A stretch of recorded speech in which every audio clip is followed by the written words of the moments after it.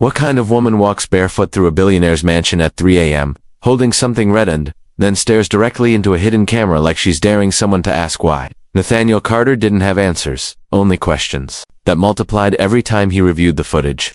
She moved like someone who had lived there for years, not someone hired just 5 days ago. And yet, there she was, calm and silent, her hair falling loosely over her shoulders as she stepped across the polished marble floors, carrying something red against her chest, a scarf, a toy, a warning.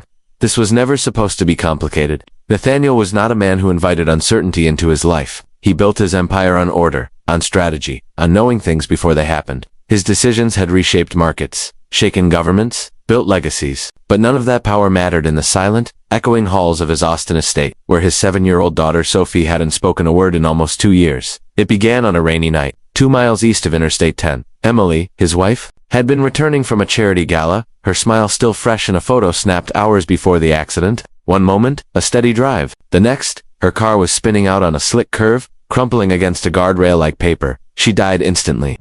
Sophie survived without a scratch on the outside, but something inside her closed that night. Since then, not one word, not one sound. Nathaniel tried everything. Therapists flown in from Zurich, sensory rooms custom designed in the mansion. Therapy animals flown in from Argentina, even installing an interactive wall system that responded to touch and emotion. All of it too useless. Sophie drifted in and out of the day like a ghost. Sometimes she would sit near the window for hours, unmoving, watching clouds shift. Nathaniel, for all his money, felt like he was watching his daughter disappear. And then, Grace Whitmore arrived. She didn't come from any prestigious agency, no long receipt, no degree from Stanford or Yale, just a single letter of recommendation handwritten, signed in blue ink from a clinic in a Vermont town so small Nathaniel had to Google it twice to find it. The letter was short, almost stubborn in its confidence. She doesn't fix children, she reaches them. If you want noise, look elsewhere. If you want connection, give her a week. The letter came from Monica, his estranged older sister, who had walked away from the Carter family legacy years ago to work with trauma victims and special needs children.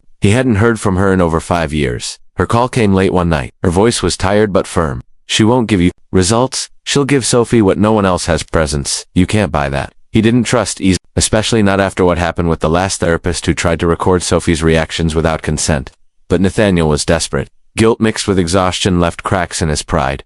Grace arrived on a quiet Monday, dressed in a navy cardigan, soft sneakers, and carrying a worn canvas bag with hand-knitted toys and a single book without a title.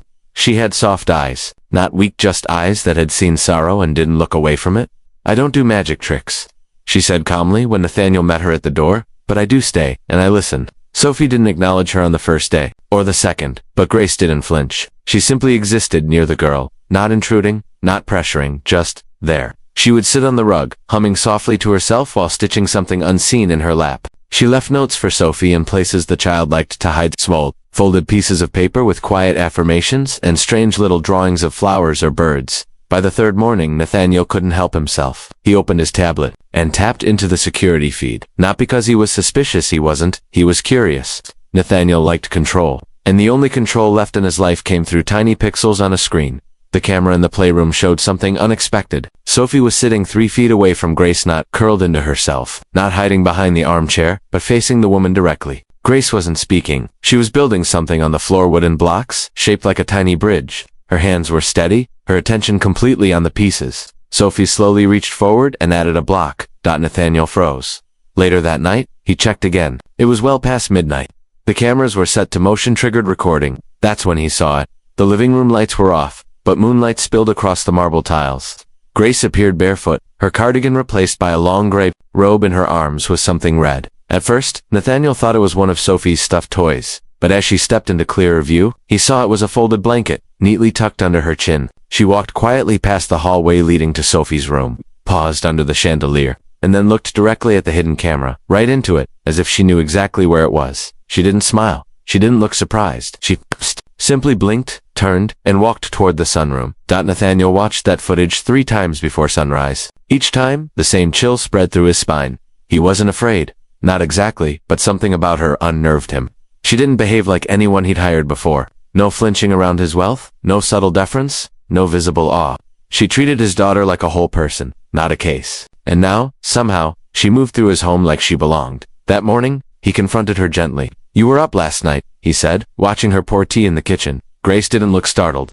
"Sometimes I walk when I can't sleep," she said. It helps me listen better in the morning. He pointed toward the red blanket that belonged to Sophie's mother. How did you find it? Grace paused only a second. It was in the attic. She asked for it in a dream. Nathaniel didn't know how to respond to that. Later that day, Sophie made a sound. It wasn't a word, not yet, but it was a hum, a low, soft murmur as Grace read aloud from the book with no title. Nathaniel stood outside the door, heart pounding. It had been so long, too long. And deep inside him, something cracked. Something he had boarded up the night Emily died. But it wasn't until day 6 that everything changed. When the cameras captured what happened that night, the footage wasn't just strange, it was impossible. And for the first time in his life, Nathaniel Carter, a man who made Wall Street tremble, was truly afraid. The footage began, like all the others, grainy, soft-edged black and white. The living room was empty at first, just the familiar glow from the garden light spilling through the tall windows. Then, at precisely 2:43 a.m., Grace entered the frame. She wasn't alone. Sophie was with her, barefoot, half asleep, clutching the corner of the red blanket, her tiny fingers wrapped around it like it was stitched with courage. Grace held her other hand, steady and patient, never pulling, just walking beside her. The child's face looked calm, not vacant. Her eyes were wide, taking in the dim silence of the house, as if seeing it for the first time. Nathaniel didn't know what shook him more, the fact that Sophie was out of bed in the middle of the night, or that she looked peaceful. He watched them walk toward the sunroom. That was the space no one used anymore. It still had Emily's art supplies tucked away in an old wooden cabinet. The cameras in that room hadn't triggered for months until now. When the screen blinked and loaded the new feed, Nathaniel's breath caught in his throat. Grace was kneeling on the rug, whispering something to Sophie, who now sat in front of the cabinet. The child's hands reached forward, slowly, tentatively, pulling the door open. She pulled out a worn sketchbook and a single paintbrush, long dried. Grace didn't touch it. She simply nodded. Sophie held the brush in both hands and whispered something. The camera's mic didn't catch it, but Nathaniel knew. He didn't know how, he just did. She had said her mother's name. That was the moment everything changed. By morning, Sophie didn't speak again, but the air around her was different. She moved with a quiet confidence now. She no longer avoided eye contact. She followed Grace without being asked. And, most striking of all, she smiled. Small, fleeting, but real. Nathaniel watched from the hallway, pretending not to see, pretending he wasn't choking on the emotion building in his chest. His daughter hadn't smiled since the funeral. Later that day, he asked Grace how she'd done it. Grace was in the kitchen, steeping tea, the faint scent of herbs floating in the air. She's remembering in her own time, she said. That's all healing ever is.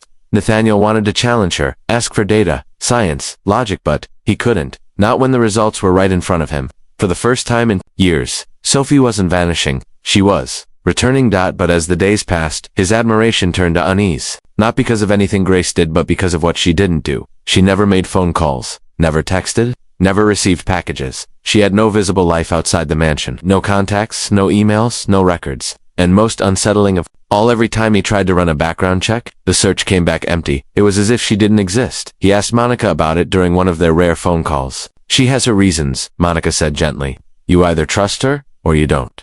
But trust was never Nathaniel's strong suit. That evening, he decided to confront Grace.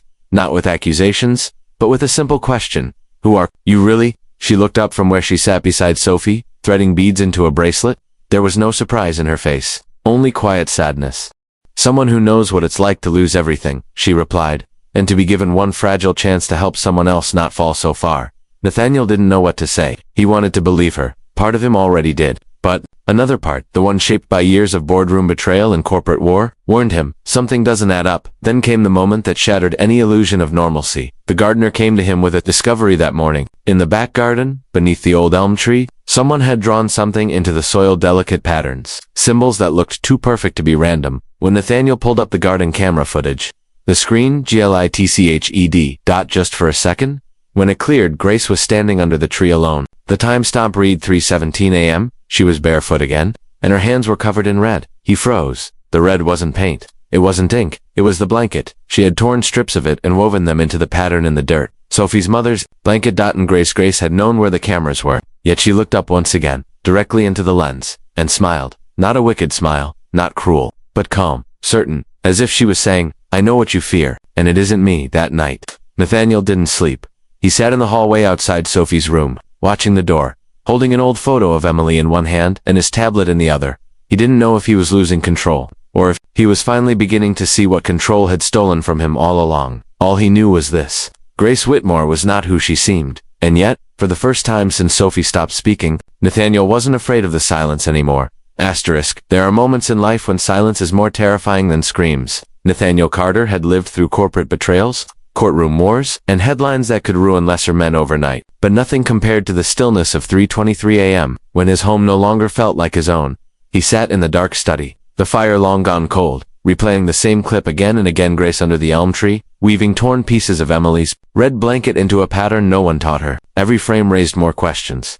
Who was she? Why did Sophie trust her so deeply? And what did she mean when she said she knew what it was like to lose everything? That morning, he told himself he would fire her, not out of anger, but because it had all gone too far. No resume, no references beyond Monica, and behavior that was starting to feel less like kindness and more like prophecy. But when he walked into the breakfast room, all of that shattered. Sophie was humming. Not just to herself, she was humming to Grace, echoing a melody Nathaniel didn't recognize. It was light, childlike, sweet. Something about it made him stop in the doorway and blink hard. He hadn't heard his daughter produce sound this way in nearly 2 years. The color had returned to her cheeks. The heaviness in her shoulders had lifted. She was awake. Really awake. Grace looked up at him. No smugness, no triumph. Just a quiet nod, like she knew what this moment meant. And Nathaniel couldn't say the words he rehearsed all night. How could he? Instead, he sat down beside his daughter for the first time in months and just listened. Later that afternoon, he went to Monica.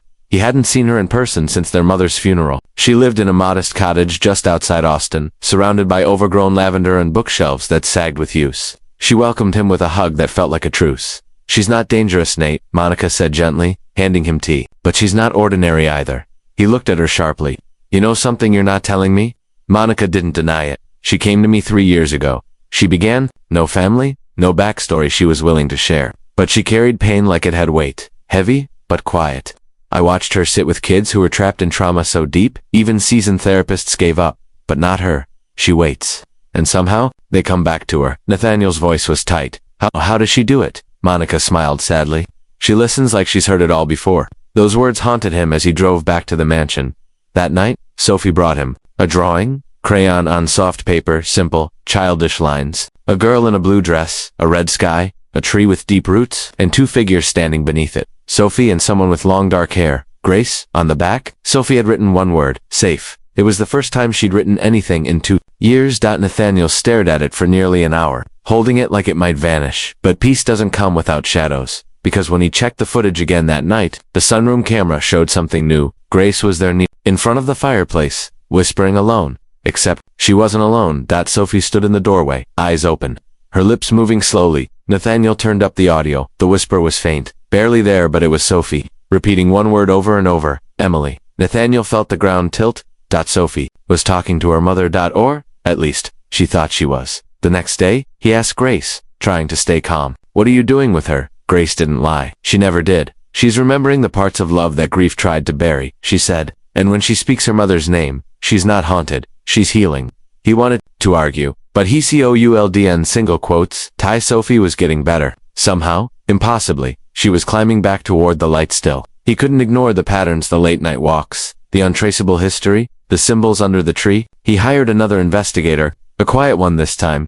2 days later, the man returned, pale and shaken. There's no Grace Whitmore born in Vermont in the last 30 years, he said. No licenses, no school records, no fingerprints on file. Whoever she is, she doesn't exist. Not legally. Nathaniel didn't sleep that night. Instead, he wandered the halls like a stranger in his own home, watching the cameras like a man looking for ghosts. And then, at 3:08 a.m., the girl screamed. Not Sophie. Grace. The sound cut through every hallway. Nathaniel dropped his glass, sprinted toward it, heart racing. He found them both in Sophie's room. Sophie was standing, hands clenched at her sides, sobbing. Grace was on the floor, eyes wide, face pale, staring up at Sophie like she had seen something she didn't understand. Nathaniel rushed in, grabbing Sophie, holding her tight. What happened? Sophie looked up at him, and in a voice that cracked through 2 years of silence, she whispered, She's not here to hurt me, Daddy. She's here because Mommy sent her. Everything stopped. Nathaniel forgot how to breathe. Sophie had spoken, a full sentence. With clarity, with trust, and she said something that no 7-year-old should know how to say. He turned to Grace, but she wasn't looking at him. She was staring at Sophie, tears running down her face, whispering a name so softly he almost didn't hear it. Not Sophie. Emily. Anne. That's when Nathaniel understood he hadn't just invited a nanny into his home. He had invited in a secret, one that might go deeper than grief. Asterisk, it was the way she said it. Mommy sent her. The words didn't echo through the room. They hit like still water, being broken by a single drop. Nathaniel had heard countless voices tremble in fear, awe, or respect, but never like this. Never like Sophie's voice in that moment. It wasn't just speech. It was belief. Innocent, impossible belief. The next morning, everything in the house felt different. The air was lighter, the silence less suffocating. Sophie sat at breakfast humming to herself, brushing jam onto toast with childlike clumsiness. Nathaniel kept glancing at her like she might vanish. She didn't speak again that morning, but she didn't need to. She was present, awake, alive in a way he hadn't seen since the crash. Grace moved through the house with the same calm poise, but now, Nathaniel watched her more closely. He wasn't suspicious in the usual sense. He was shaken. Nothing about her made logical sense, and yet everything about her felt necessary. That was what unsettled him most. After breakfast, Sophie handed him another drawing. This one showed their family standing under the same tretha, one with symbols carved into the earth. Sophie, Nathaniel, and Emily. Emily's face was softer this time, not as blurred. Beside her was Grace. But in the drawing, Grace's hands glowed red, like they were holding something warm. Fire. Light. A heart. She told me Mommy watches through the tree, Sophie said. It was so matter-of-fact that Nathaniel had to sit down. He waited until Sophie was in the playroom before approaching Grace on the terrace. You've said very little about your past, he said, not accusing, but not soft either. Grace sipped her tea, eyes on the hills beyond the estate. Because the past is often where we bury ourselves. I try not to stay buried. That's not an answer, he said. She nodded. It's not. He wanted to ask more, but he knew he wouldn't get it that way. Grace didn't respond to sincerity, and the truth was, he didn't know if he wanted the real answer. He just wanted to understand how a woman with no traceable identity could step into his home and begin reversing. 2 years of silence in a matter of days. That night, he dreamed of Emily. She stood beneath the elm tree in the backyard, barefoot in the grass, wearing the red blanket like a shawl. Her face was calm, her voice even. She remembers me through Grace, she said. Don't take that away from her. Nathaniel jolted awake, heart pounding, sweat on his neck. It was just a dream, wasn't it? He went to check the cameras again. It had become a nightly habit now, but what he found made his stomach tighten. At 3:02 a.m., the backyard camera flickered. A small figure walked into view, Sophie alone, barefoot. A moment later, Grace followed, keeping a gentle distance. She didn't guide her, she didn't stop her, she just watched. Sophie approached the elm tree and placed something at the base. A folded note, barely the size of a playing card. The next morning, Nathaniel found it still there. When he unfolded it, he saw a child's handwriting scrawled unevenly across the paper. It's okay now, Mommy. I remember your song. Nathaniel folded the note slowly, held it in both hands, and stared at the tree. For the first time, he noticed the roots had shifted slightly, as if the earth had been touched, just enough to matter. He didn't say anything about it to Grace. Not then. But the next day, she asked to speak with him alone. They sat in his study, where sunlight caught on the glass shelves and dust floated through the air like memories. I think Sophie's ready to say goodbye, Grace said softly. Nathaniel blinked. Goodbye to what? To the part of her that froze the night she lost Emily, she said. Children don't always grieve the way adults do. They don't have the words, so sometimes they carry silence instead. He looked down, voice thick, and you helped her find the words again. Grace shook her head. No, I just stayed long enough for her to find them herself. There was a pause. Then she added, it's almost time for me to go. Nathaniel felt the world still. Why? He asked, standing slowly. She's just why now? Grace met his eyes. Because she doesn't need me anymore. He wanted to argue that Sophie would never be ready, that Grace was the reason their world had started healing, but he didn't say any of it, because somewhere deep down, he knew Grace wasn't meant to stay. She was a bridge, a turning point, a whisper between what was broken and what was being rebuilt. That night, Nathaniel asked Sophie if she'd like to plant something under the elm tree. She nodded excitedly. Together, they dug a small hole and placed a sapling in the earth. An apricot tree, Sophie's favorite. Grace stood beside them, silent, her hands resting gently in front of her. Afterward, Sophie looked up and said quietly, it'll grow strong because Mommy will watch it. Grace knelt beside her, and so will you. Nathaniel swallowed hard and placed his hand on his daughter's shoulder. We'll take care of it together. But just as he turned back toward the house, he noticed something strange. Where Grace had knelt, the soil shimmered slightly in the setting sun, not damp, not disturbed, just warm, almost glowing. And then, for the first time in days, he couldn't find her on the security feed. Her room was empty, her belongings were gone, and she had left no note, only the red blanket, folded neatly at the edge of Sophie's bed. It was the absence that hit hardest. Not the vanishing act. Nathaniel had expected that much from Grace, but the way she left the red blanket folded so precisely, like a closing chapter written in quiet threads. No explanation, no goodbye, just an ending written in silence. Sophie didn't cry. That unsettled him more than if she had broken down. She simply held the blanket to her chest and whispered. She left it warm.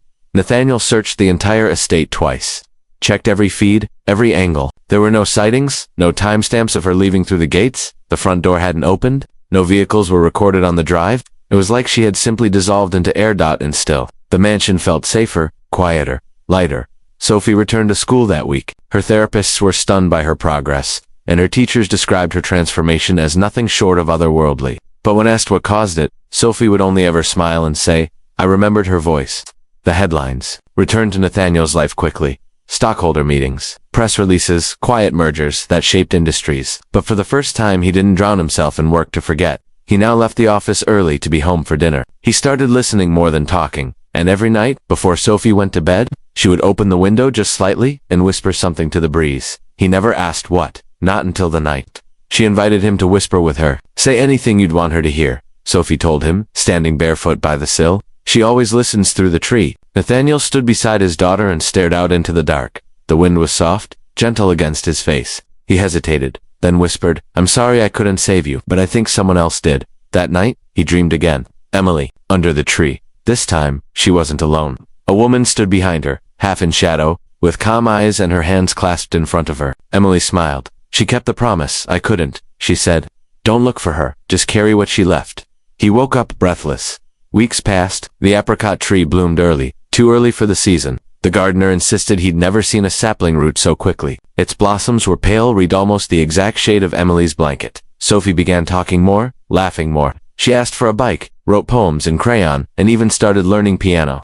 But she never forgot Grace. Neither did Nathaniel. Until, one Sunday afternoon, during a quiet walk downtown, he passed a street artist painting on the corner near an old bookstore. She was barefoot, her hands covered in red chalk, her face hidden by a wide-brimmed hat. He nearly kept walking, but something tugged at him. He turned back. Grace. The woman didn't flinch. She finished her line on the canvas, two figures. Beneath the tree end, looked up. It wasn't her. But her eyes were the same kind of soft. "Do I know you?" she asked gently. Nathaniel shook his head, forcing a smile. "No, I thought you were someone else." The woman smiled. "People say that a lot." He turned away, unsettled, but not disappointed. Maybe some people weren't meant to be found. That evening, when Sophie showed him her newest drawing, his heart skipped. It was the same painting he saw on the street. The same tree, the same two figures beneath it. But Sophie had never been there. "How did you draw this?" he asked. Sophie smiled like it was the easiest question in the world. "She wanted you to know she's still listening." That night, he stood alone under the apricot tree. The air was warm. Still, he placed a hand against the trunk, closed his eyes, and didn't say a word. Because somehow, he knew she'd already heard it. The strange thing about healing is that it doesn't arrive like a storm. It creeps in like morning light, unnoticed at first, until suddenly the darkness is gone. Months passed, and yet the mystery of Grace Whitmore lingered like a whisper in Nathaniel's mind. She had left no tracks, no goodbyes, and no digital shadow, but her presence remained in every corner of his home, etched into the smile Sophie wore now, folded into the red blanket, still resting at the foot of her bed, living quietly in the branches of the apricot tree that bloomed out of season, as if responding to a silent song only it could hear. Nathaniel had long since stopped trying to explain it. What mattered was that his daughter was alive again, not just breathing, but living. Her voice, once swallowed by grief, was now bright and curious. She sang without music, asked questions that made him laugh, and ran barefoot through the backyard without fear. The house echoed with sound again. Life. He kept the red blanket, not as a relic but as a reminder. One day, while cleaning bookshelf, he found a note tucked behind a storybook. It was written in Grace's distinct cursive, just one sentence. "Some spirits aren't meant to stay, only to pass through just long enough to remind us we're not alone." He read it over and over again, letting the weight of it settle into him. It wasn't a goodbye. It was a truth. Then something happened that made the past return all at once. Sophie fell ill. Not gravely, but enough to keep her out of school for a few days. One night, Nathaniel sat beside her bed, gently stroking her hair as she drifted in and out of fevered sleep. She mumbled softly, barely audible. At first he thought she was calling for him, but then he caught the name, Grace. "She's coming soon." His pulse tightened. "You saw her?" he whispered. Sophie nodded faintly. "She was near the tree?" She smiled. "Said she was just making sure I was okay." He stepped outside that night with a flashlight, half himself for chasing ghosts. But there, under the apricot tree, something glowed faintly in the moonlight. It was a circle of fresh red petals, not from the apricot blossoms. They were white. These petals were unmistakable. From roses, the same kind Emily had planted years ago. They had never grown again after her passing. The next morning, the circle was gone. But the petals had been real. He had felt them in his hand. And then Sophie asked something that stopped his heart. "Daddy, if I wrote her a letter, would she get it?" He nodded slowly. "I think she already hears you." but let's write it anyway. They wrote it together. A small card with crayon drawings on the front and words from a child's heart inside. Dear Grace, thank you for giving me my voice back. I'm going to use it well. I'll take care of the tree. I'll be kind like you were. I'll help Daddy smile more. Love, Sophie. They buried the note beneath the tree at sunset. No ceremony, just quiet earth, and 2 hands pressing the soil closed. And that night, just past 3 a.m., Nathaniel saw something from his window. A woman standing under the tree. She didn't move. She didn't wave. She simply stood there, watching the house. Then, slowly, she turned and faded into the darkness behind the garden wall. No camera caught it. He checked every feed. Nothing. But he knew what he saw, not because of what she did, but because the next morning, Sophie was humming again. Something new this time. A tune Nathaniel didn't recognize until he heard the words quietly spilling out as she colored on the kitchen floor. A heart that listens never fades. A whisper stays where love was made. He knelt beside her. Where did you hear that? Sophie looked up, smiling. Grace sang it. In my dream, he didn't speak. He couldn't. But deep in his chest, something settled. Grace hadn't vanished. She had become part of them. Some people crash into our lives with noise and light and demand to be seen. But the rare ones, the ones that change everything, they move like wind through leaves. Gently, softly, until you realize they've shifted everything, without needing to stay. And as spring turned the apricot tree into a curtain of pale red blooms, Nathaniel Carter knew one thing with unshakable certainty. His daughter had been saved. And it wasn't by medicine, or therapy, or technology. It was by a woman with no past, who walked barefoot through sorrow, carrying only quiet and warmth. A woman who taught them both that sometimes healing doesn't arrive with answers, it arrives with a presence. And when it leaves, it doesn't say goodbye, because it never really left at all.